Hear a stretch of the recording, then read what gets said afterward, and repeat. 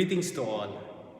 I am Brother Niño Pizarro, and on behalf of the Preparatory Commission of the 3rd Marist International Mission Assembly, I invite you to take part in the local and province level phases of preparation for the 3rd MIMA Assembly, which will meet in 2024.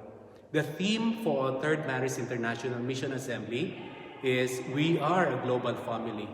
And it signifies that we are in this journey together of looking beyond the present and envisioning the future of our Marist mission through discernment, dialogue, prayer, and preparation.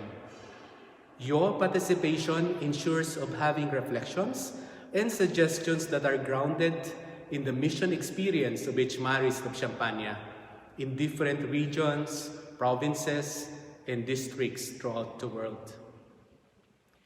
We are very much hopeful for a great response from around the world with ideas, reflections, suggestions about the future of our Marist mission.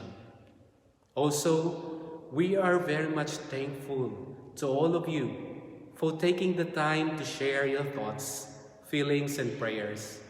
These surely will serve as valuable inputs during the 3rd Marist International Mission Assembly's discernment process and eventually be parts of the message to be offered for the next general chapter of the Institute.